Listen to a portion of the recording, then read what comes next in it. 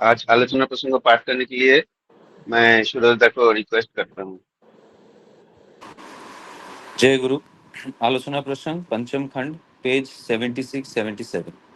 शरद्दा, देखा जाए प्रकृत गुरु भक्ति तो सबसे कठिन व्यापार। शरद्दा ठाकुर जी से बोल रहे हैं कि देखने पर प्रतीत होता है कि प्रकृत गुरु भक्ति सबसे ज्यादा कठिन विषय है। श्री ठाकुर खूब कठिन आবার खूब सोजा। श्री ठाकुर कहने लगे कि बहुत कठिन भी है और बहुत सरल भी है। ভক্তি থাকলে যেমন করে, যেমন বলে, যেমন ভাবে, সংকল্প নিয়ে অমন্তর করতে থাকলে, বলতে থাকলে, ভাবতে থাকলে আস্তে আস্তে ভিতরে ভক্তি জেগে ওঠে। भक्ति रहने पर जिस तरह करते हैं, बोलते हैं, जैसे सोचते हैं, संकल्प लेकर उसी तरह करते रहने पर, बोलते रहने पर और सोचते रहने पर धीरे धीरे अंदर भक्ति जग उठता है। गुरु भक्ति लाभ करते गেলে गुरुर যেমন সঙ্গ করতে হয়, গুরুর আদেশ যেমন পালন করতে হয়, তেমনি প্রকৃত গুরুভক্ত যে তারও সঙ্গ করতে হয়। गुरु भक्ति लाभ करने के लिए जैसे गुरु के साथ संग करना होता है, गुरु का आदेश पालन करना होता है, उसी तरह प्रकृत गुरु भक्त जो है उनका भी संग करना होता है। भक्तेर একটা ভাব আছে, भक्तेर একটা शुभ दृष्टि আছে যা दुर्लभ। भक्त का एक भाव है, भक्त का एक शुभ दृष्टि है जो अत्यंत दुर्लभ है। তাই প্রকৃত ভক্ত যে তার সংস্পর্শে মানুষের কল্যাণ হয়। इसलिए जो प्रकृत भक्त है उनके संस्पर्श से मनुष्य का कल्याण होता है। সে কখনো মানুষকে নিজের দিকে আকৃষ্ট করতে চায় না। সে চায় সবাই যাতে তার প্রেষ্ঠকে ভালোবাসে। वह कभी भी मनुष्य को अपने तरफ आकृष्ट नहीं करना चाहता है। वो हमेशा ये चाहता है कि सब उनके पृष्ठ को प्रेम करे। আর ছেলেবেলা থেকে মানুষকে भक्ति भावित করে তুলতে হয় और बचपन से ही मनुष्य को भक्ति भाव से भावित करना चाहिए। मातृभक्ति, पितृभक्ति, गुरु भक्ति इत्यादि যাতে পোষণ পায় তেমন তোর ব্যবস্থা করতে হয়। मातृभक्ति, पितृभक्ति, गुरु भक्ति इत्यादि पोषण पा सके ऐसी कुछ व्यवस्था करनी चाहिए। शिक्षाটাকেই করে তোলা লাগে শ্রদ্ধা ভিত্তিক, ताकि परिवारे कि स्कूले कॉलेजे शिक्षा को ही श्रद्धा भित्तिक कर उठना चाहिए, भले वो परिवार में हो, स्कूल में हो या कॉलेज में हो। पितामाता व आचार्यों होना चाहिए श्रद्धावान। पितामाता और आचार्य का लिए भी श्रद्धावान होना चाहिए। श्रद्धावान पितामातार संतानों साधारणत श्रद्धावान हुए থাকে। जो श्रद्धावान पितामाता होते हैं उनके संतान भी साधारण तौर पे श्रद्धावान होते हैं। अवश्य सब समय लक्ष्य रखते হয় ছেলেপিলেরা কোন পরিবেশে मिसছে, लेकिन ये भी लक्ष्य रखना होता है कि बच्चे लोग कौन से परिवेश में मिल रहे हैं। পরিবেশের দ্বারা ইনফেক্টেড সংক্রামিত না হয়ে তারা যাতে পরিবেশকে ইনফিউজ অনুপ্রাণিত করতে পারে তেমন भावे प्रबुद्ध করে তুলতে হয় তাদের। परिवेश के द्वारा संक्रामित न होकर वे परिवेश को अनुप्राणित कर पाए, कुछ इस तरह उन्हें प्रबुद्ध कर उठना चाहिए। তাদের সঙ্গে খোলাখুলি सब जिनिस आलोचना करते হয়, जोर करे कोनो जिनिस चापाते नहीं। उनके साथ हर एक विषय ओपनली आलोचना करना चाहिए। जोर करके कोई भी चीज उन पर लादना नहीं चाहिए। কোনটা কেন করবে বা কেন করবে না তার রেশনাল এক্সপ্লেনেশন, যুক্তিসম্মত ব্যাখ্যা তাদের যদি জানা না থাকে তাহলে অন্যকে কনভিন্স প্রত্যয়িত করতে পারবে না, বরং অন্যের দ্বারা আদারওয়াইজ কনভিন্সড অন্যভাবে প্রত্যয়িত হবে। कौन सा काम किस लिए करना चाहिए, क्यों नहीं करना चाहिए, उसका रैशनल एक्सप्लेनेशन युक्ति सम्मत व्याख्या के द्वारा उनको पता करवाना चाहिए, तो वो दूसरों को कन्विंस कर पाएगा। नहीं तो दूसरों के द्वारा वो कन्विंस हो जाएगा। তাই শ্রদ্ধা ভক্তি বিশ্বাস অক্ষুণ্ণ উচ্ছল করে রাখতে গেলে যজনের সঙ্গে যাজন চাই। इसलिए श्रद्धा, भक्ति और विश्वास इनको अगर अक्षुण्ण रखना है और उच्छल करके उठाना है तो जजन के साथ याजन भी चाहिए। याजन ना करले भीतरेर भाव सुखिए जाए। याजन ना करने पर भीतर का जो भाव है वो सूख जाता है। देखबेन যারা ভক্তিমান, आचारवान ও যাজন মুখর তারা কত ताजा और तरतरे থাকে। देखिए जो भक्तिमान होते हैं आचारवान और याजन मुखर होते हैं, वो कितने ताजा और स्फूर्तिवान होते हैं। এই রকম লোকের সংখ্যা যতই বেড়ে যাবে সমাজে, ততই সমাজের মঙ্গল। इस किस्म के लोगों की संख्या जितना बढ़ेगी इस समाज में, उतना ही समाज का मंगल होगा। তাদের পার্সোনালিটি, ব্যক্তিত্ব এমন একটা অ্যাটমসফিয়ার, আবহাওয়া বয়ে নিয়ে বেড়ায়, যা মানুষের অনুরাগের উৎসকে শ্রেয় সন্দীপনায় সন্দীপ্ত করে তোলে। इस किस्म के जो व्यक्तित्व है, वो एक ऐसा एटमॉस्फेयर अपने साथ लेकर घूमते हैं जो मनुष्य को अनुराग के उत्स को श्रेय संदीपना में संदिग्ध कर उठता है। এই চারিত্রিক দোতনার স্ফুরণ না হলে শুধু কথায় মানুষের অন্তঃস্পর্শ করা যায় না। अगर ये चारित्रिक स्वभाव अगर स्फुरित ना होता है, तो सिर्फ बातों से मनुष्य का अंतर स्पर्श नहीं किया जा सकता है। जय गुरु। जय गुरु दादा। वंदे पुरुषोत्तम, वंदे पुरुषोत्तम, वंदे पुरुषोत्तम। सूरजदा ने अभी बहुत अच्छी भाव से आलोचना प्रसंग को पाठ किए हैं और हिंदी में ट्रांसलेट करके बताया है। अभी आलोचना प्रसंग को आज ज्यादा लोग को पाठ करने के लिए, ज्यादा लोग को मतलब आलोचना करने के लिए सोचता हूँ, तो इसीलिए मैं नाम बता देता हूँ पहले ही। मोनिश दा 5 मिनट, विजय दा 5 मिनट, लोनकार दा 5 मिनट, और 7 बजे के बाद सूरज दा रेस्ट ऑफ द टाइम आलोचना करेंगे। तो इसलिए मैं अभी पहले मोनिश दा को रिक्वेस्ट करता हूँ, जो प्रकृत गुरु भक्ति है, वो ठाकुर जी ने बोला है बहुत कठिन भी है और बहुत सहज भी है, तो इनके बारे में थोड़ा आलोचना करने के लिए। मोनिश दा, जय गुरु। जय गुरु, सभी को जय गुरु। आज का जो विषय है बहुत ही सुंदर है। ये जो भक्ति की जो बात है, ये सत्यानुसरण में एक बात है कि भक्त का मतलब क्या बेवकूफ होता है। भक्त का मतलब होता है विनीत अहम युक्त ज्ञानी। तो ये विनीत अहम युक्त मतलब उसका जो अहम है, हर एक के अंदर तो एक अहम होता ही है। वही जो मतलब स्वयं का जो भाव होता है वही है अहम।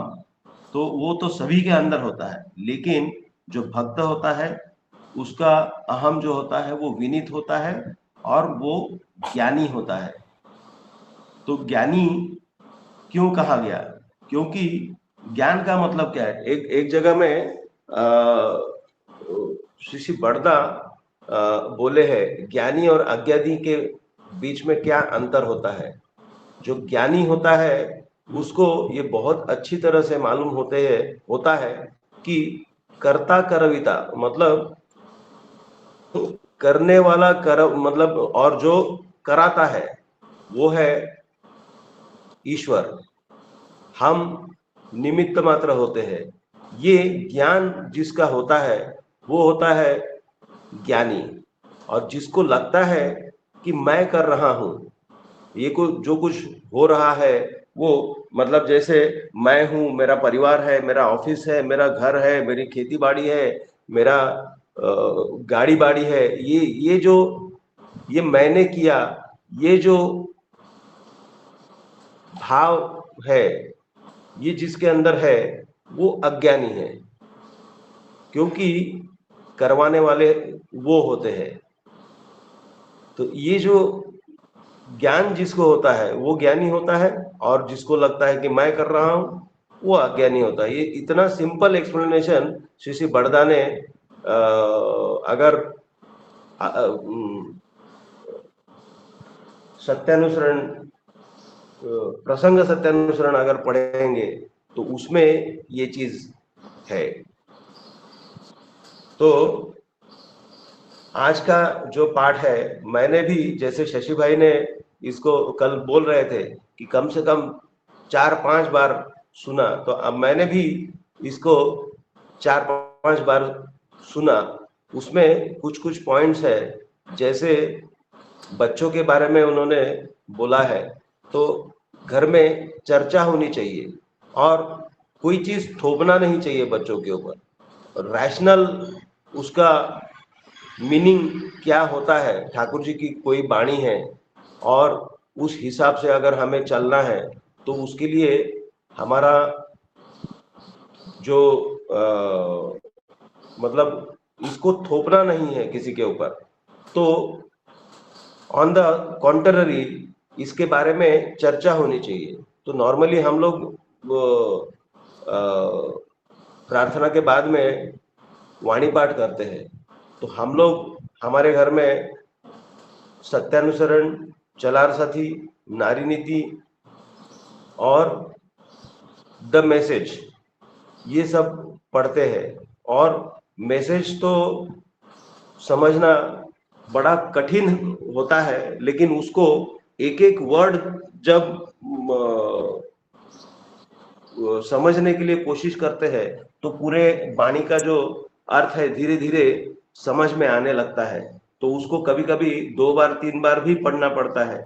और फिर हम लोग आपस में चर्चा करते हैं कि ठाकुर जी एग्जैक्टली क्या बोलना चाहते हैं इस वाणी में से। तो ऐसे अपीरेंटली आप अगर इसको मतलब ऊपर ऊपर पढ़ेंगे तो समझ में नहीं आता है, लेकिन समझने के लिए थोड़ा सा अंदर जाएंगे, थोड़ा सा एक एक वर्ड का मीनिंग समझने के लिए कोशिश करेंगे, तब जाकर के एक सेंटेंस और वो वाणी का मतलब समझ में आने लगता है। तो ये जो चर्चा होती है उसके माध्यम से एक दूसरे को ये चीज समझाना, उसके लिए हम लोग कोशिश करते हैं। सत्यानुसरण है, नारी नीति है, चलार साथी है, ये सब भी इसमें से भी हमारा बहुत सारा जो ठाकुर जी की भावधारा को हम मैं एक बात वही कर रहा था शशि भाई से कि जैसे पत्थर होता है पानी में डाल दिया तो वो ऊपर ऊपर से गीला हो जाएगा, लेकिन पानी जो है अंदर पेनेट्रेट नहीं हो पाएगा। लेकिन वही जो स्पॉन्ज होता है, स्पॉन्ज को अगर पानी में डाल दिया तो वो पानी को सोख कर लेगा, पूरा का पूरा गीला हो जाएगा। तो ये जो ठाकुर जी का आइडियोलॉजी है, इसको समझने के लिए हमको स्पॉन्ज की तरह होना चाहिए, एक्सेप्टेबल होना चाहिए। तो जब हम एक्सेप्टेबल बनेंगे तो ही हम इस आइडियोलॉजी को सोक इन कर पाएंगे। और ये जब धीरे धीरे, और ये जो सोक इन करना होता है ये धीरे धीरे होता है, तो ये इसको धीरे धीरे हमको सोक इन करना है, इसको समझना है और अपने अंदर उतारने के लिए कोशिश करना है। जितना हम करेंगे उतना ही हम लोग सरल बनते जाएंगे। ठाकुर जी ने शुरुआत में ही बोला ना कि ये जितना कठिन है उतना सरल भी है। और ठाकुर जी की एक वाणी है, सरल साधुता ही चरम कौशल्य है। जितना हम सरल होंगे, जो मैंने बोला ना कि ज्ञानी होता है, भक्त होता है विनीत अहम युक्त ज्ञानी। तो ये जो अगर हमें मतलब भक्त का ये लक्षण है, जो भक्त नहीं है वो किसी की बात सुनने के लिए उतना आसानी से राजी नहीं होगा। और वहां पर वो मतलब कोई अगर बातचीत हो रही है, कोई अगर जाजन कर रहा है, तो वहां से उस जगह को छोड़ करके जाने का उसका झुकाव रहेगा, वो सुनने के लिए राजी नहीं होगा। तो जो ज्ञानी होता है, जो भक्त होता है, उसको जब कोई ईश्वर की बात करेगा, कोई गुरु की बात करेगा, तो उसको सुनने के लिए बड़ा अच्छा लगेगा, वो सुनने के लिए ज्यादा राजी रहता है। अच्छा, विषय थोड़ा सा ये हो गया। तो घर में हमारे बच्चों को अवगत कराना चाहिए कि ये क्यों, किस लिए हम लोग ये कर रहे हैं, और इसके बारे में खूब चर्चा होनी चाहिए। और सिर्फ चर्चा नहीं, जैसे ठाकुर जी बोले हैं कि प्रेम की बात बोलने से पहले प्रेम करो। तो ये सिर्फ चर्चा ना हो, उसका प्रैक्टिकल एप्लीकेशन हमारे अंदर वो चीज दिखना चाहिए। क्योंकि बच्चे क्या फॉलो करते हैं, जो हम करते हैं उसको देखते हैं और फॉलो करते हैं। हम जो बोलते हैं उसको फॉलो नहीं करते, हम जो करते हैं उसको फॉलो करते हैं। तो इसलिए हमारा बर्ताव भी उसी तरह का होना चाहिए। और दूसरी एक और पॉइंट जो है, जजन और जाजन का, तो ठाकुर जी बोले हैं यहाँ पर कि जाजन मुखर व्यक्ति को होना चाहिए। जितना जाजन करेंगे, ठाकुर जी बोले ना कि जो आदमी जाजन मुखर रहता है, तत्पर रहता है जाजन करने के लिए, हमेशा उसके मन में ये बात रहेगी, तो जजन चलेगा तब जाजन होगा। तो आदमी तरोताजा रहता है, नित्य नूतन भाव से वो नया नया आइडिया, नया नया ख्याल, कैसे मैं जाजन करूं, कैसे मैं नवीन नवीन जो कल्पना को मैं वास्तविक रूप में लाऊं जाजन के समय, ये अगर व्यक्ति जाजन मुखर रहता है तो उसके अंदर ये भाव रहता है। तो मुझे लगता है मेरा समय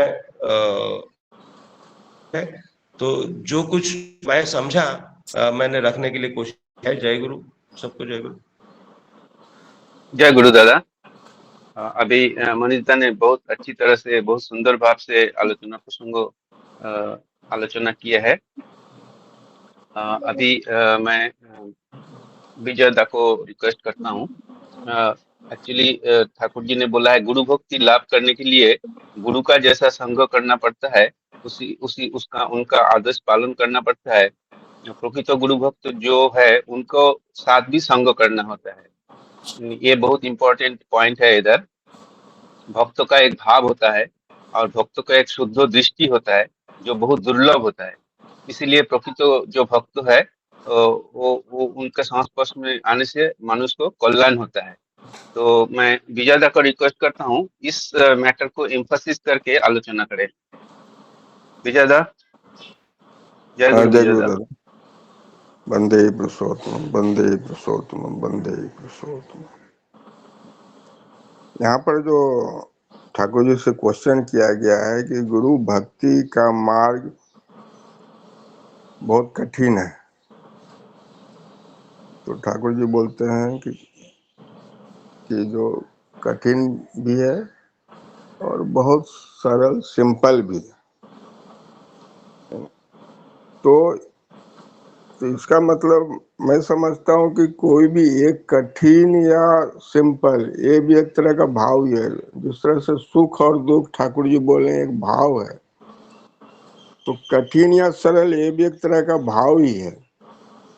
किसी एक कंपैरेटिव थिंग्स है, कठिन और सरल एक कंपैरेटिव। हर आदमी के लिए इसका डेफिनेशन, कठिन का डेफिनेशन और सरल का डेफिनेशन अलग अलग हो सकता है। उसका जो मेजरमेंट अलग अलग हो सकता है।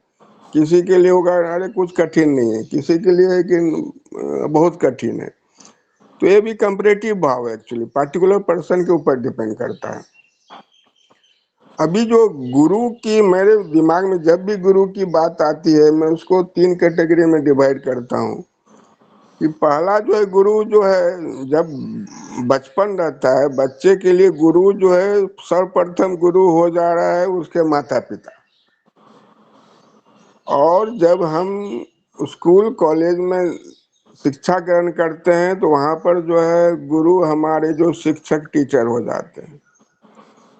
और जो है परम पिता जो है ईश्वर हैं, वो तो ओवरऑल गुरु है ही, है ना। पूरे लाइफ के लिए गुरु होते हैं, जन्म से लेकर मृत्यु तक। तो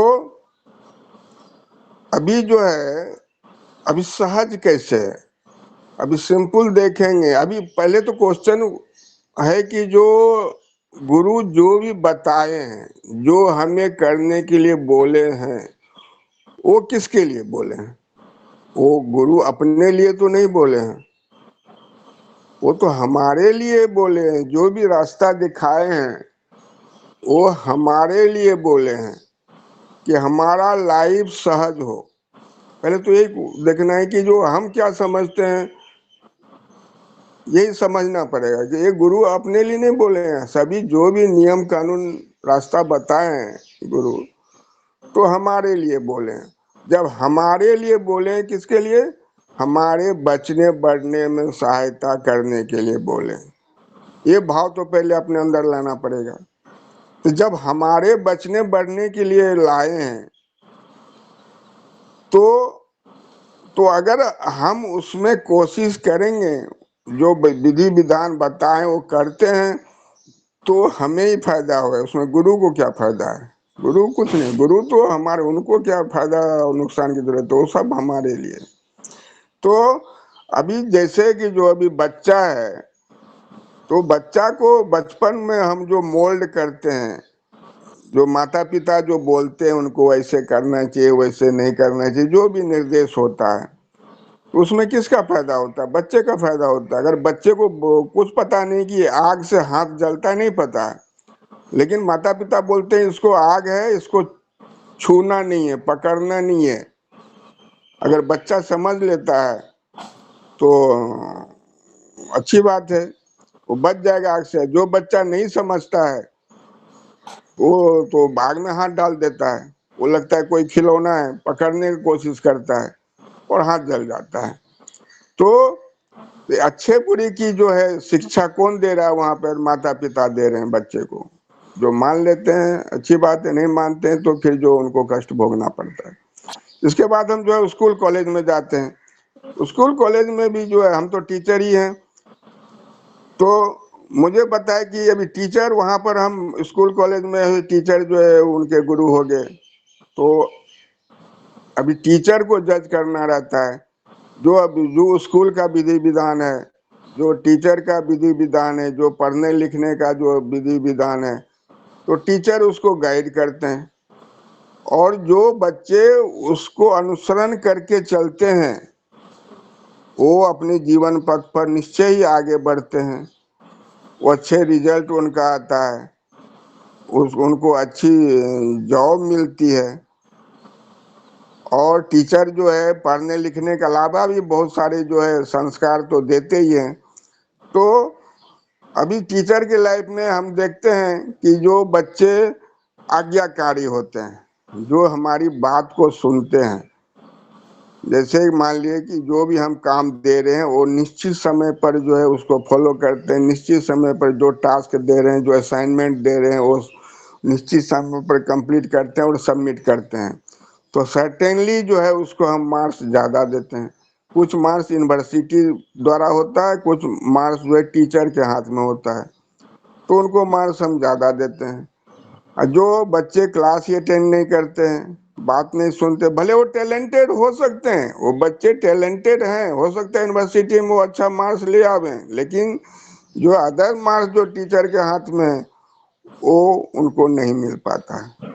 इसके बाद भी जब जॉब की टाइम आती है, कैंपस इंटरव्यू होता है, तो अगर जो टीचर के नज़र में जो अच्छे स्टूडेंट्स रहते हैं, है ना, ओबीडियंट रहते हैं, तो हम भी जो है कैंपस इंटरव्यू के टाइम में क्या करते हैं, जो सिलेक्टेड रहते हैं उनको थोड़ा पुशअप कर देते हैं, नहीं नहीं ये बच्चा बहुत अच्छा है, भले थोड़ा सा मतलब टैलेंट में कमी है, इनका इसको मार्क्स थोड़ा कम है, लेकिन ये बहुत अच्छा है, हम इसको रेकमेंड करते हैं। अगर टीचर रेकमेंड कर देते हैं तो निश्चित में उनका सिलेक्शन जो रिक्रूटर करते हैं।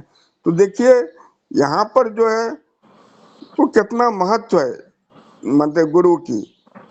तो यहाँ पर जो अभी आगे जो हमारे जो भक्ति मार्ग जो है, जो रियल लाइफ में जब प्रवेश कर रहे हैं और होल लाइफ के लिए जो है बचपन से के मृत्यु तक जो भी हमारे गुरु होते हैं, ईश्वर होते हैं, परम पिता होते हैं, वो जो भी विधि विधान बताएं वो अब उसको, और दूसरी बात उसको सहज भाव से लेना है, सहज भाव से लेना है, एकदम सहज भाव से। उसको ये नहीं समझना है कि अभी हम आलोचना प्रसंग पढ़ रहे हैं, डेली अटेंड कर रहे हैं और बहुत सारे बातें जो यहाँ पर होती है, ऐसे करना चाहिए वैसे करना चाहिए, तो उसको हम बोझ समझ लें, अरे इतना कौन करेगा, तो नहीं होना। कहीं से तो स्टार्ट करना पड़ेगा।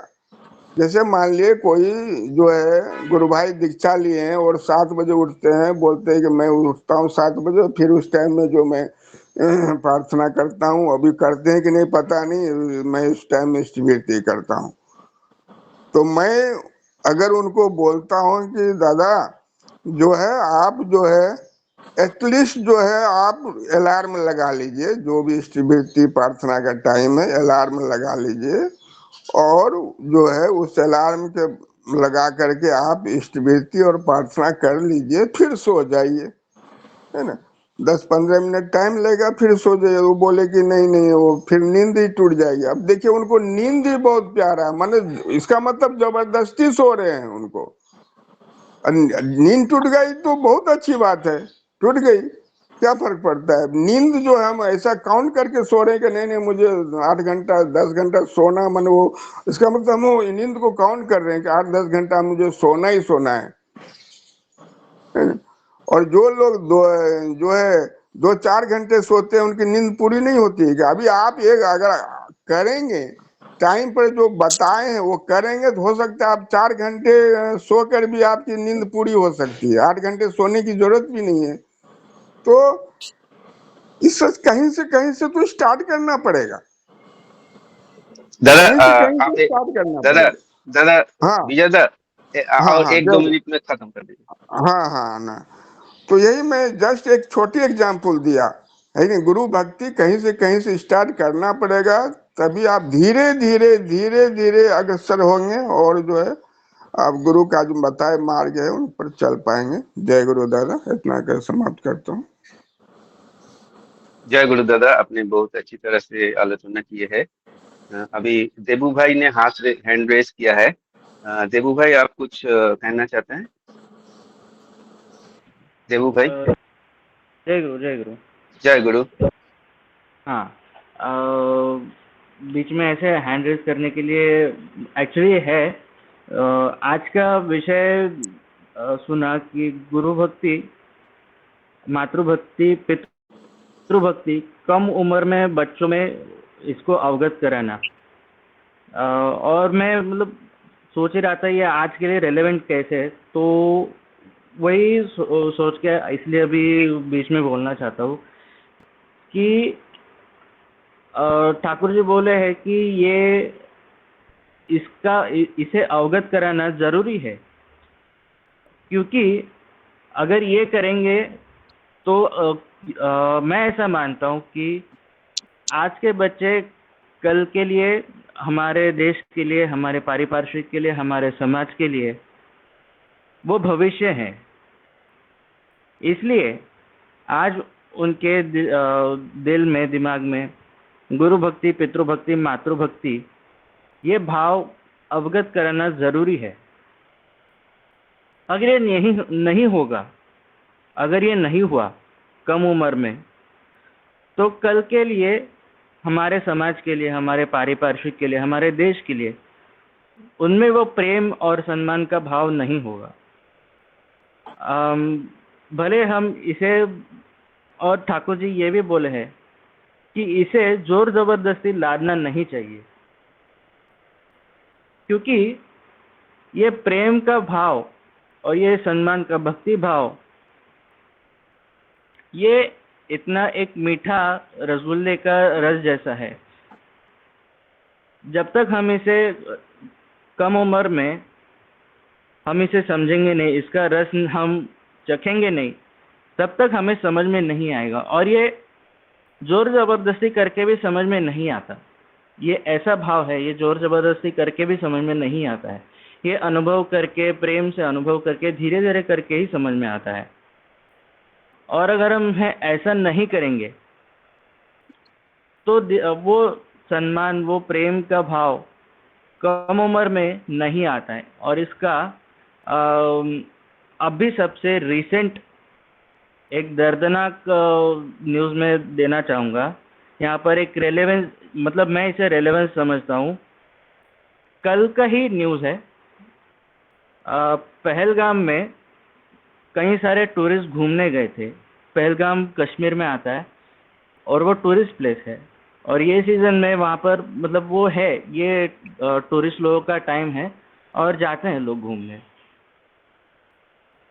कल का ये न्यूज़ है कि लश्कर तैयबा के टेररिस्ट, लश्कर तैयबा या जैश ए मोहम्मद के टेररिस्ट लोगों ने 26 टेररिस्ट को मार गिराया, 26 टूरिस्ट लोगों को, और वो भी ऐसे कि चुन चुन के सबसे पहले सभी को काउंट किया, सबके नाम पूछे, और जिन जिन के नाम हिंदू लग रहे थे उनको चुन चुन के मारा। ऐसे 26 टेररिस्ट मारे। अब इसका मैं रेलेवेंस आज के लिए मैं सोच रहा था कैसे है, क्योंकि उनका परवरिश भी शायद ऐसा ही हुआ है कि प्रेम का भाव नहीं बचपन से, प्रेम का भाव नहीं, भक्ति का भाव नहीं। इसीलिए ये द्वेष, ये राग, ये सब ऐसी भावनाएं होती है।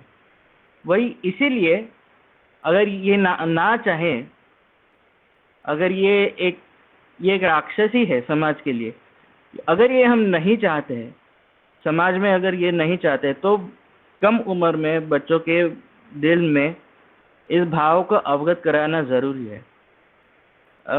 यही इतना बोल के मैं अपने 2 मिनट के शब्दों को विराम देता हूँ। जय गुरु। जय गुरुदेव भाई, आपने एकदम सही बोला है कि जो टेररिस्ट लोग हैं उनको बचपन में उनका माता पिता का प्यार या माता पिता का ऊपर श्रद्धा उनका कुछ भी नहीं थे, इसीलिए उन्होंने ऐसा बहुत भयंकर एकदम राक्षस जैसा बन गया और लोगों को चुन चुन के कातिल कर रहे थे। ये रियली रेलिवेंट है इस प्रसंगों का साथ। तो अभी मैं जो लास्ट पैरा में जो है कोंटा कोर्बो और कोंटा कोर्बो ना, इसका रैशनल एक्सप्लेनेशन अगर नहीं मालूम रहता है तो कन्विंस दूसरे को कन्विंस नहीं कर सकते हैं, वो अदरवाइज कन्विंस्ड हो जाएंगे। तो ये विषय के ऊपर मैंने सूरजदा को रिक्वेस्ट करता हूँ, सूरजदा आप इसको थोड़ा सा आलोचना रखिए। ना आप लंकोरदा को बोले तो 2-3 मिनट तो बोल लीजिए।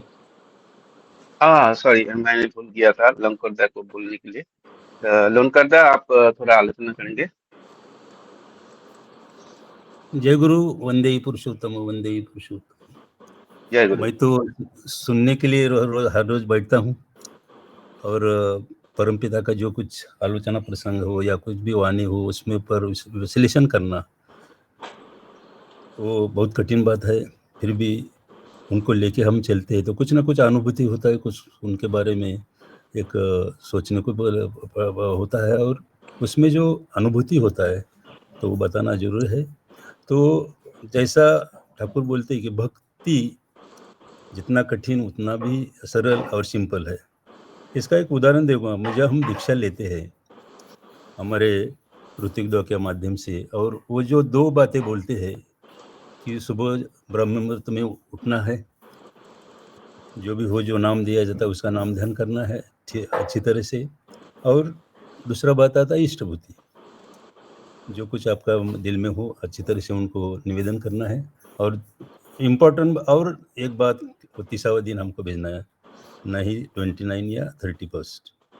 अगर ये जो चीज़ लगता है बहुत सिंपल है ना, सुबह उठो 5 मिनट नाम ध्यान करो, अपना गुरु के लिए कुछ दो और 30वां दिन भेज दो, कितना सिंपल बात है। लेकिन जितना सिंपल इतना सिंपल फिर भी नहीं होता ना। हमेशा हम आलोचना में बोलते कि वो करता नहीं, ये करता नहीं, उठता नहीं, वो सुबह नींद होता नहीं। तो वो जितना परमपिता बोले उतना सिंपल, और मेरे को तो लगता है कि बहुत सिंपल है। हम अगर दीक्षा मिलता है तब एक संकल्प करना है, जो करना है तो अभी मैं ठीक तरह से करूँगा। मैं भी जब मेरा देवघर में हमारे राधा कृष्ण लाल के माध्यम से मेरा दीक्षा हुआ था, वो दादा ने वही बोला था कि उनके दादा 2 ही चीज़ मेंटेन करना, बाकी क्या करते क्या खाते वो सोचो मत, लेकिन 2 चीज़ क्या है, सुबह उठना है, नाम ध्यान ठीक तरह से करना है, और इष्टभूति 30वां दिन ही भेजना है। तो मैं जब दीक्षा लिया देवघर से जब निकला तो एक संकल्प किया, करना है तो अभी ठीक से करना है, उसमें इधर उधर नहीं होना चाहिए। स्टार्टिंग में थोड़ा टाइम में उतार लेकिन सूर्य निकलने से पहले होना चाहिए। एक आधा दिन होता है लेकिन वो तो होने वाला है। लेकिन रोज आज तक बड़ा ही नहीं, लेकिन जो कुछ मेंटेन मैं कर रहा हूँ उसका मैं अनुभूति भी बहुत कुछ पा रहा हूँ। और ये जितना कठिन है उतना ही मैं लगता है कि मेरे को बहुत सिंपल है। क्यों कि देखो कितना सिंपल, इतना कौन सा भी संप्रदाय में परमपिता के सरीका हमारे ठाकुर की तरह से इतना सिंपल बात कि हम नहीं मिल रहा है। लेकिन ये जितना सिंपल उतना कठिन है। क्यों कठिन है? हम इतना दिल में लेते नहीं और संकल्प भी नहीं करते। चलो आज नहीं किया तो क्या होता है, लेकिन एक शरीर भी एक अपना ऐसा सुंदर मंदिर है, उसको हम अगर अच्छी तरह मेंटेन करेंगे तो वो ठीक ठीक तरह से अपने को साथ देता है। सुबह उठने का बात होता है, हमारे पहले विजयदा ने बोला कि अलार्म लगाना है। ठीक है, स्टार्टिंग में शुरुआत अगर एक अलार्म रखेगा तो बाद में ऐसा शरीर को भी एक आदत पड़ता है। अलार्म के पहले ही 2-3 मिनट हमको जाग आता है। और ऐसा नहीं लगता जान दो रोज हम करता है, क्यों नहीं, क्या आज नहीं करने का, नहीं नहीं ऐसा नहीं होता है। तो ये जो कंटिन्यूटी है वो अगर हम अच्छी तरह करेंगे। और दूसरी बात ये हो गया सिंपल कठिन का बात ले। और दूसरी बात प्रकृत भक्त कैसे होते हैं, ठाकुर बोलते हैं कि उनका जो याजन याजन होने के कारण उनका जो आभा रहती है उनका चेहरे पे, उनका जो तेज रहता है। एक घटना मैं बोलूँगा, एक दो मिनट में, टाइम नहीं। एक बहुत साल पहले वर्ग मैं शायद फर्स्ट या सेकंड स्टैंडर्ड में था, 7-8 साल का मैं था। और जहाँ मेरे पिताजी एक बड़े लैंड था 35 एकड़, उसमें सुपरवाइजिंग करते थे। और उनका जो मालिक थे बारामती के बड़े पाटिल थे और बहुत भक्ति उनके पास था। तो एक दिन उन्होंने एक ऐसे ही प्रकृत भक्त बोलते हैं हम, ऐसे एक सन्यासी को साथ में लेके आए। सन्यासी बोले थे, एक गृहस्थी थे, लेकिन मैं 6 फुट से ज़्यादा ऊंची था, हाइट था उनका, और एकदम व्हाइट शर्ट धोती, और वो ऐसे लेके आए। मेरे को अभी भी याद है कि देखो, जैसे ठाकुर बोले कि ये प्रकृत भक्त कैसे होते हैं, उनका जो आभा होती है। वो आए और उन्होंने साथ में दूध लाया था, मसाला दूध। हमारे घर में तो उन्होंने कुछ लिया नहीं, और वही प्रसाद हम सबको बांटा, मेरे को अभी भी वो याद है। तो उसमें जो एक प्रसाद में जो एक अमृत तुल्य जो प्रसाद था, उन्होंने मुझे हाथ से सबको दिया था। और उनका चेहरा भी मेरे को अभी तक याद है, और उनका हाइट देख के, तब ये जो उनके चेहरे पे जो आभा थी, तो ये प्रकृत भक्त ऐसे होते हैं। तो उनको भी हमको संग करना चाहिए। जो मेरे को बचपन में संग मिला, फिर हमारे जो पिताजी के जो मालिक थे, उनका वो भी जो भक्ति था, ज्ञानेश्वर माल के बहुत बड़े भक्त थे, उनका भी एक अलग आभा थी, और उन्होंने मेरा नाम गोविंद रखा है। तो ये जो छोटी छोटी बात है, अगर हम ठीक तरह से करते रहेंगे, तो मेरे को लगता है कोई सोचना नहीं पड़ेगा कुछ। और हमेशा देखो कौन क्या करता है, ये हमारा जो मन है बहुत है। और हमारे अभी जो हमारे परम पूजनीय अविंदा बोलते हैं, ये जो मन है एक डस्टबिन है, ये हर रोज डस्टबिन को साफ करना चाहिए। अगर हर आदमी ये मन रूपी डस्टबिन अगर साफ करते रहेंगे, तो हमारे अविंदा पूजनीय अविंदा बोलते हैं कि मेरे को नहीं लगता कि दुनिया जल्दी जल्दी साफ हो जाएगा और सब अच्छी तरह से चलेंगे। तो ये कितनी सिंपल बात है, लेकिन ये मन ऐसा है, वो निगेटिव ज्यादा खींचता है, और निगेटिव उनको अच्छा लगता है। इसीलिए नाम ध्यान ठीक तरह से होना चाहिए। दूसरा कौन कहता है, ईर्ष्या निंदा नहीं होना चाहिए। इतना ही सिंपल बात है। टाइम हो रहा है मेरा, तो मैं हमेशा कहता हूँ कि हम सुनने के लिए बैठता हूँ, फिर भी एक मौका आता है मैं बोलने के लिए, तो बोलना जरूर है, जो कुछ अनुभूति। इतना ही। सोमनाथ दा, जय गुरु, आपने मेरे को कुछ बोलने के लिए अवसर दिया, उसके लिए आपका भी आभार। और सभी का, हमारे शशिकांत दा, हमारे जो पाठ करते हैं हमारे अग्रवाल दा, सभी का मैं, और सभी जितने भी उपस्थित सभी का मंगल कामना। जय गुरु, वंदे पुरुषोत्तम। जय गुरु दादा। बहुत सुंदर भाव से आपने आलोचना की है। आपने सही बोला है कि जो प्रकृत जो भक्त होता है, उनका संग करना जरूरी होता है। बाकी सब कुछ का साथ प्रकृत जो भक्त है उसका संग करना भी बहुत जरूरी होता है, और उनका संस्पर्श में आने से ही मनुष्य का कल्याण होता है। This is vital point in this आलोचना। तो अभी मैं सूरजदा को रिक्वेस्ट करता हूँ, कल का जो बात उन्हें अधूरी रख दिया है, तो वो उनको अभी आज डिस्कस करें। जय गुरु सूरजदा। जय गुरु। अभी यहाँ पे जो गुरु भक्ति, मतलब भक्ति के ऊपर ये पूरा टॉपिक है। हमें ना भक्ति और प्रेम, ये दोनों में हमें डिफरेंस समझना होगा। हम लोग जब बोलते हैं ना, तो प्रेम भक्ति कहते हैं, भक्ति और प्रेम नहीं कहते हैं। ये बात को आप लोगों ने नोटिस किया है नहीं किया है, बट प्रेम भक्ति हम कहते हैं, क्योंकि प्रेम जब तक नहीं होगा तब तक भक्ति नहीं आएगा। तो प्रेम और भक्ति में क्या फर्क है? प्रेम और भक्ति में एक बहुत ही थिन लाइन डिफरेंस है। प्रेम जो होता है ना, वो व्यक्तिगत होता है, लेकिन भक्ति जो है, जब प्रेम भक्ति में रूपांतरित होता है तो वो सामूहिक बन जाता है। इसका मतलब क्या है? प्रेम जब हम किसी से करते हैं तो व्यक्तिगत रूप से करते हैं कि मेरा किसी एक के प्रति प्रेम है, लेकिन जब वही प्रेम भक्ति में बदल जाता है, तो वो जो भक्ति रूपी प्रेम है वो समूह को दिखने लगता है, और उस भक्ति के वजह से जो समूह है वो भी मेरे प्रेमास्पद को प्रेम करने लगता है। बात को समझिए कि मैं जब प्रेम कर रहा हूं, मैं जब ठाकुर जी को मेरे जीवन में मिला, तो मैं ठाकुर जी को प्रेम करना शुरू किया। प्रेम करने का मतलब क्या है? प्रेम करने का मतलब उनके साथ समय बिताना, उनके बारे में सुनना, सोचना, और उस प्रेम को सार्थक करने के लिए उनके लिए कुछ करना। जब ये कंटिन्यूअस होता है तो कंटिन्यूअस होते होते वो प्रेम फिर भक्ति में बदल जाता है। तो भक्ति का मतलब क्या है? उनके प्रति मेरा एक रेस्पेक्ट। रेस्पेक्ट किस चीज का? उनके भाव का रेस्पेक्ट। तब मेरे अंदर कोई लालसा नहीं रहता है, कोई लालसा नहीं रहता है। लालसा, प्रेम में कभी कभी हमें लालसा रहता है, आकर्षण रहता है, लेकिन भक्ति में आकर्षण नहीं रहता है, भक्ति में कोई लालसा नहीं रहती है, भक्ति में समर्पण रहता है। समर्पण, सब कुछ तुम्हारा, मेरा कुछ नहीं। मतलब पानी की कोई इच्छा नहीं रहती है। प्रेम में पानी की इच्छा रहती है, लेकिन भक्ति में पानी की इच्छा नहीं रहती है, सब कुछ समर्पण करने की इच्छा होती है। तो ये जो एक रूप ट्रांसफॉर्मेशन होता है, उस ट्रांसफॉर्मेशन के वजह से हमारे जीवन में परिवर्तन आने लगता है। किस तरीके से वो परिवर्तन आता है?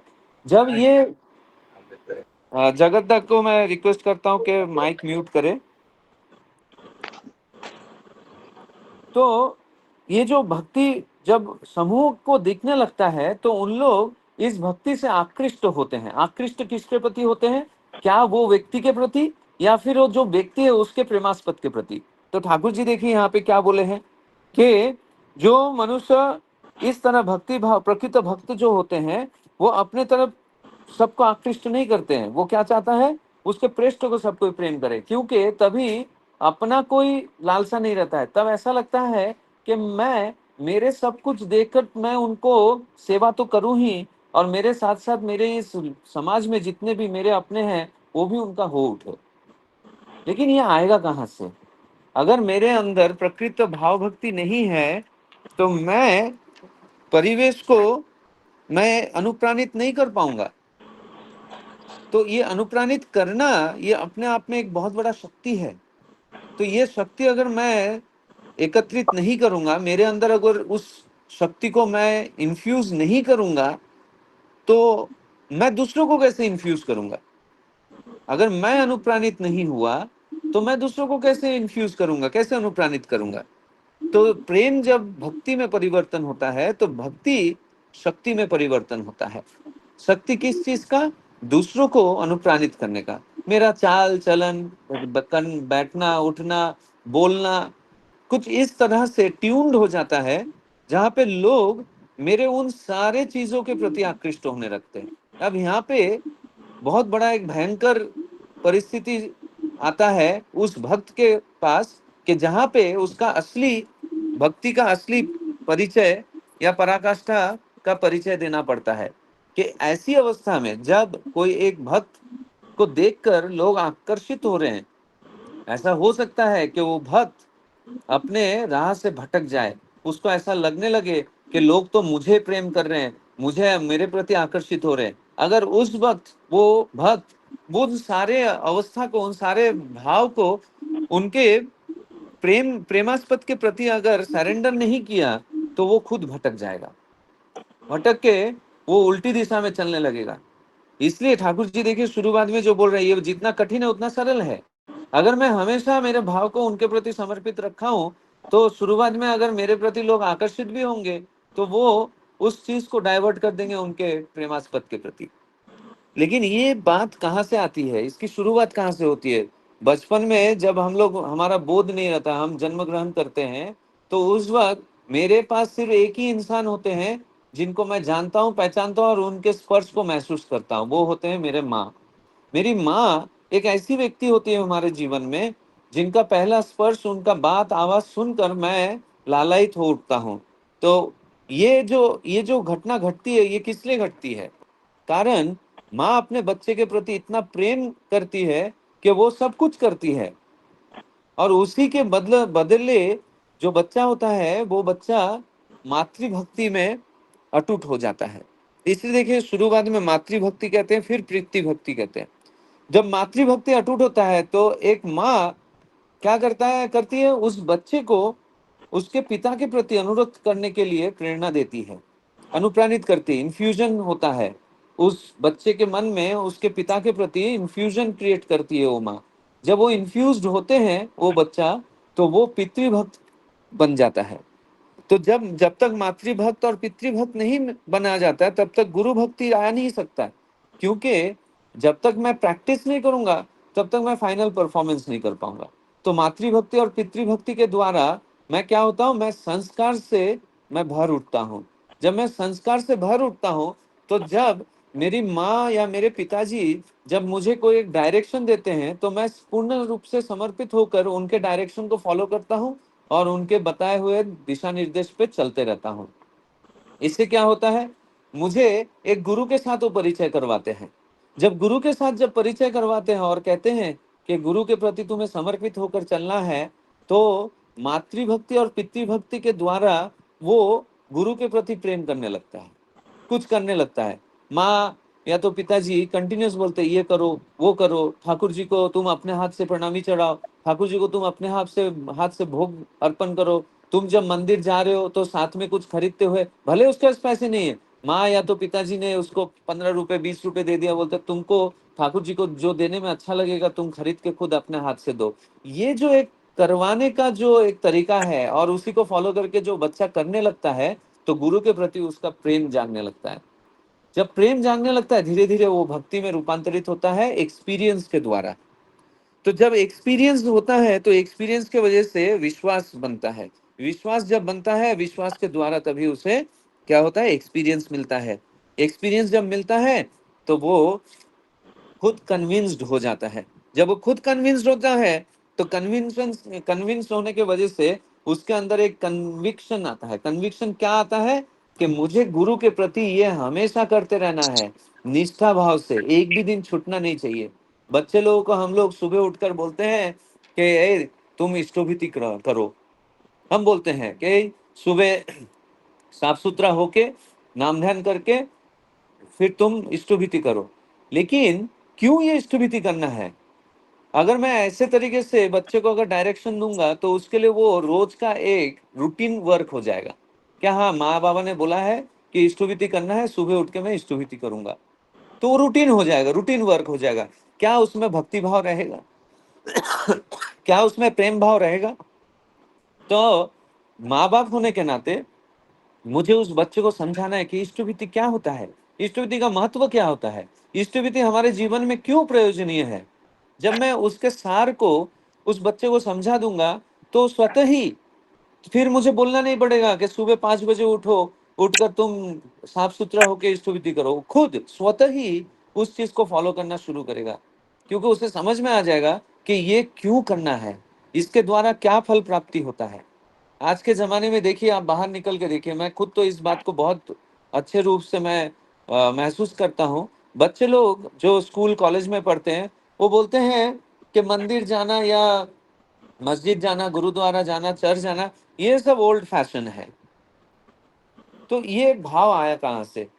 क्या उन्हें पता है, क्या उन्होंने ये चीज कभी ध्यान देकर देखा है कि मंदिर का जो टोम होता है, गम्बुज जो होता है, या फिर गिरजा का जो चर्च का जो ऊपर का टोम होता है, या फिर गुरुद्वारा का जो टोम होता है, या फिर मस्जिद का जो टोम होता है, वो सब एक ही आकार का क्यों होता है? आप अगर ध्यान देकर देखेंगे तो सारे जो टोम का आकृति है वो त्रिकोणाकार होता है, मतलब त्रिभुज आकृति होता है, ट्रायंगल शेप का होता है। क्यों होता है? बच्चे लोगों को पता नहीं है। क्यों क्यों पता नहीं है? क्योंकि हम एज ए माँ बाप हमने कभी उनको समझा ही नहीं पाया कि मंदिर, मस्जिद, गिरजा, गुरुद्वारा क्यों जाना है, वहां पे जाने पर क्या होता है। हमने उसको एक माइथोलॉजिकल वे में चीजों को बता दिया कि ऐसा नहीं करना चाहिए, ऐसा करना चाहिए। हम लोग को बचपन में मेरे मम्मी और माँ बाप और पिताजी मुझे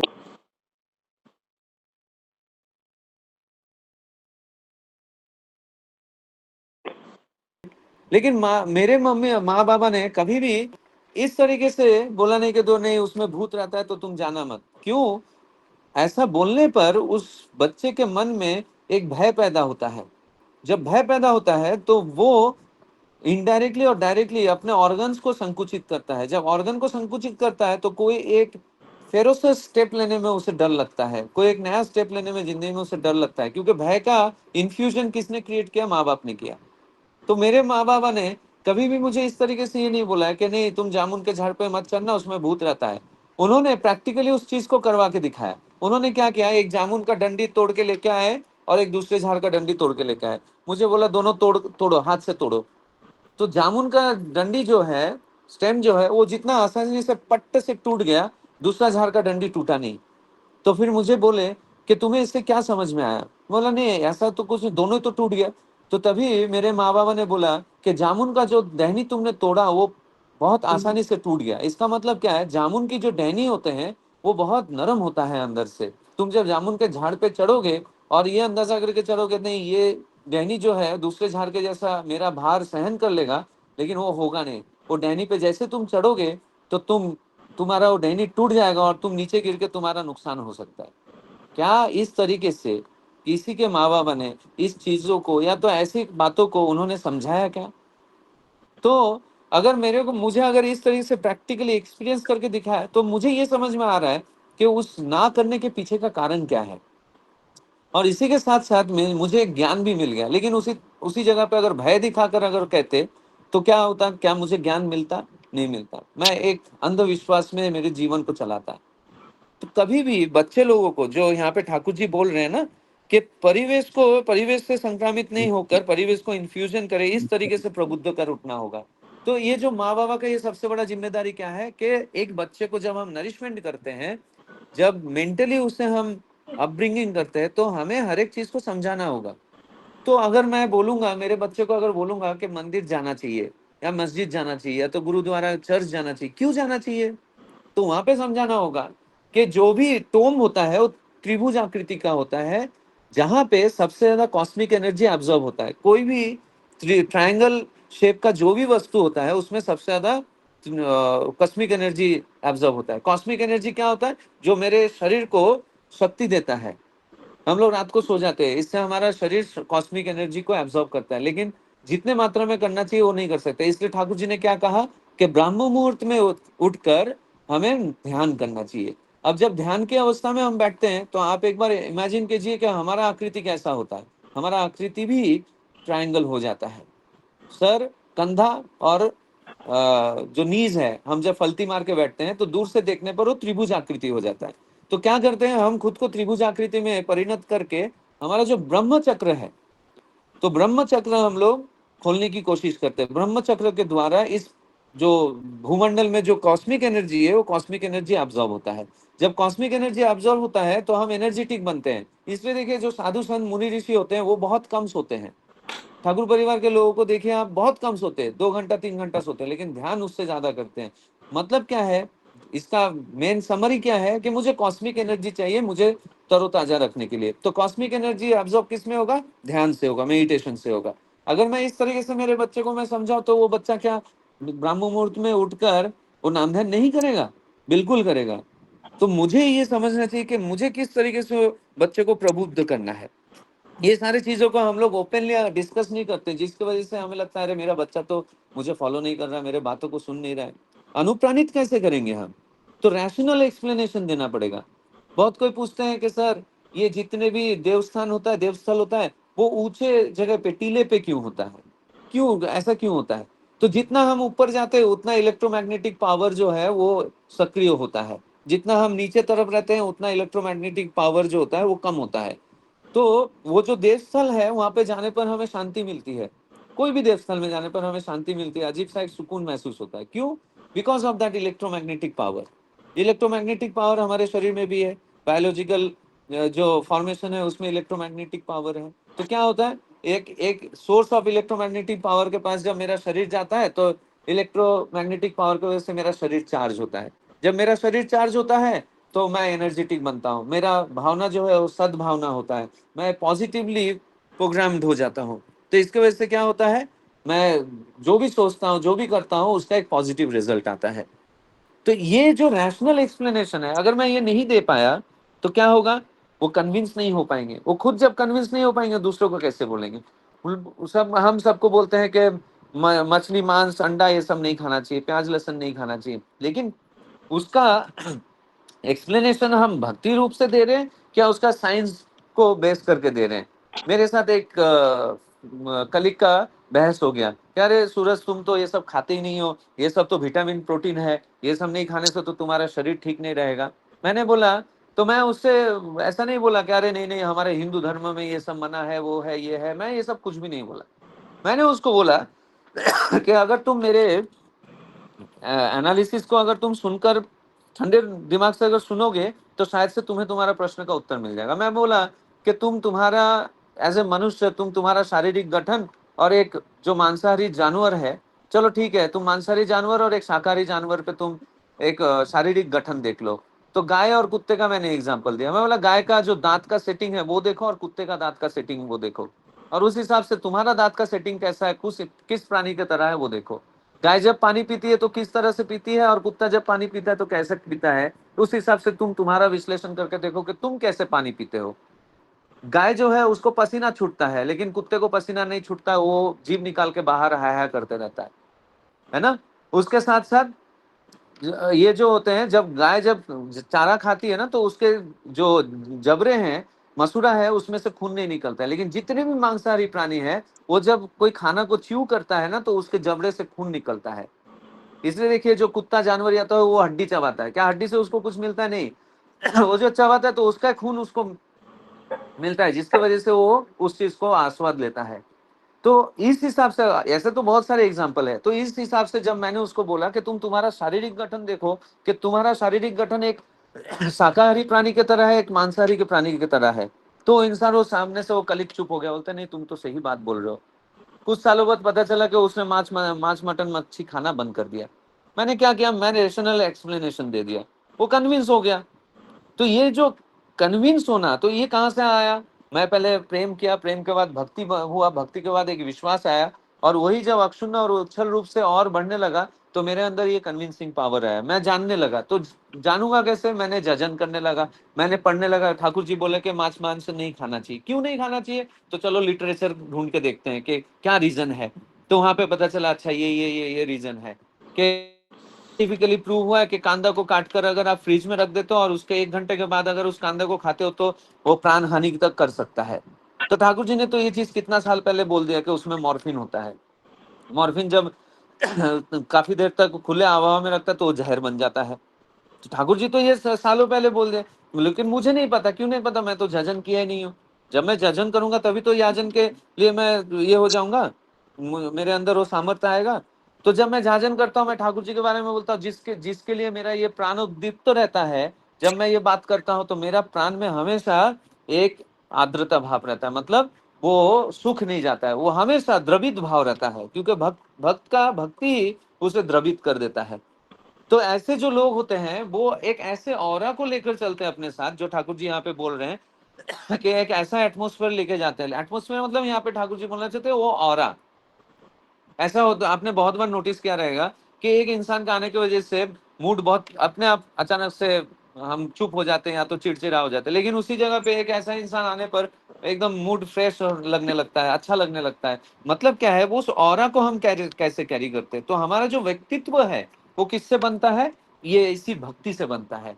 मैं जिस इंसान के प्रति, जिस आदर्श के प्रति मैं जिस रूप से भक्तिवान रहूंगा, मेरा ऑरा भी वैसा ही बनेगा, क्योंकि मैं दिन रात उठते बैठते तो मैं उसी आदर्श के प्रति चिंतन मनन कर रहा हूँ। तो उनका जो आदर्श है वो मेरे अंदर आ रहा है। मेरे अंदर जब वो आदर्श आ रहा है तो मेरा चाल चलन बाग व्यवहार वैसी तरीके से बन रहा है। जब वो उसी तरीके से बन रहा है तो वही ऑरा मेरे ऊपर भी आ रहा है। तो इसके वजह से क्या होता है, जब कोई एक अच्छे व्यक्ति, भक्तिभाव व्यक्ति जब हमारे इर्द गिर्द रहते हैं तो हमारा मन भी प्रफुल्लित रहता है। इसलिए ठाकुर जी क्या बोल रहे हैं कि जो प्रकृत भक्त है उसका भी संग करना जरूरी है। क्यों? क्योंकि उससे भी सीखना बहुत सीखने को मिलता है, उससे भी भक्ति का नजरिया समझ में आता है। तो इसी के द्वारा क्या होता है, हम श्रेय संदीपना में संदीप्त हो उठते हैं। अनुराग में हम, अनुराग का जो उत्साह है उस उत्साह में हम बहने लगते हैं। इसीलिए देखिए कबीर जी का एक दोहा मुझे यहाँ पे याद आ रहा है कि जो जाको शरण रखे सो ताको रखे लाज, उलट जले मछली चले बही जाए गजराज। मतलब हम जिसका शरण शरण लेंगे ना उनके तरह ही हम बनेंगे। तो उसमें ऐसा होगा कि जब हम समर्पित हो उठेंगे, जैसे मछली जल के प्रति समर्पित रहता है, तो छोटा मछली भी जो है ना बहाव के उल्टा दिशा में भी तैर के निकल जाता है। लेकिन उसी जगह पे एक जो हाथी है, इतना बड़ा शरीर लेके, इतना शक्तिशाली होकर भी जल के जो बहाव है उसके उल्टा तरफ वो तैर नहीं पाता है, वो बह जाता है।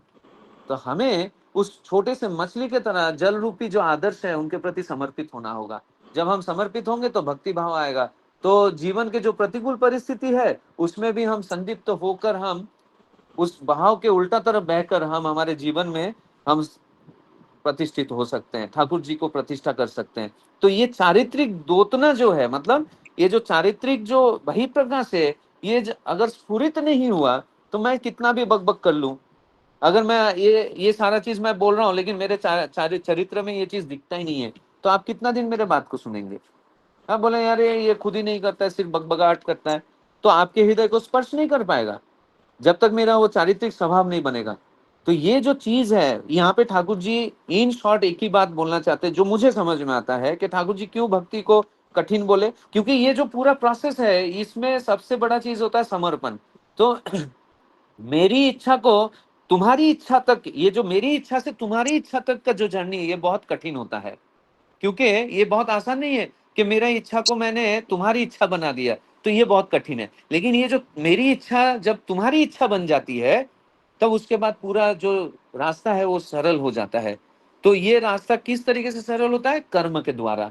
ये कर्म क्या है? मेरी इच्छा से तुम्हारी इच्छा पहुंचने तक का कर्म जो है वो कठिन होता है। तो ठाकुर जी यहाँ पे ये कहना चाहते हैं कि भक्ति तब सरल उठता है जब मेरा भक्ति कर्म के द्वारा मेरे चरित्र में आता है। तो ये कठिन है और ये उतना ही सीधा है। अगर मेरा समर्पण सहज है तो भक्ति भी सहज है। यही कर कर मैं मेरे शब्द को विराम करता हूँ। जय गुरु। जय गुरु दादा, बहुत ही नॉलेजेबल डिस्कशन थे, हम लोग समृद्ध हुए हैं और इतना अच्छा डिस्कशन किया आपने। तो आज का समय इधर खत्म हो गया है, तो आज का आलोचना प्रसंग यही खत्म हो रहा है। जय गुरु, सबको जय गुरु। जय गुरु, जय गुरु, जय गुरु। बहुत सुंदर, जय गुरु। बहुत सुंदर। जय गुरु।